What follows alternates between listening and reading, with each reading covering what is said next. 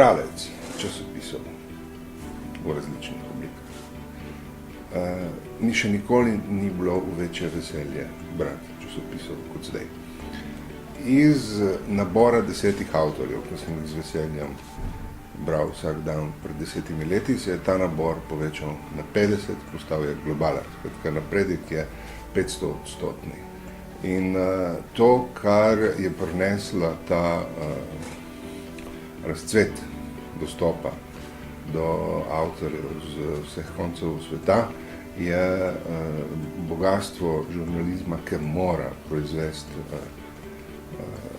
novo imaginacijo. Po 20 letih demokratičnega somraka je končno nastopil čas, da ugasnemo luč na koncu tunela.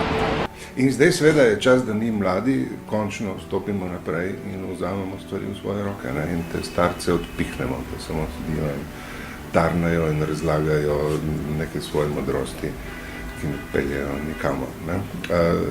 Treba vzeti mikrofone v roke in vprašati ljudi, kaj si mislijo.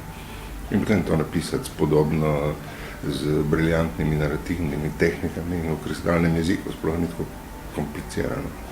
Ne bomo pristali na delitve levi in desni, temveč na to, da so dobri in slabi novinarji. In tudi ne bomo pristali na cehovski kanibalizem. Le skupaj lahko naredimo nekaj dobrega za ta poklic. Novinarji za novinarje. Forca! Kot novinar sem zmeraj cenil mnenje, na dobro poznavanje problematike uprto in dobro artikulirano izraženo mnenje. Vodilo pri tem pa je: razumeti še ne pomeni strinjati se.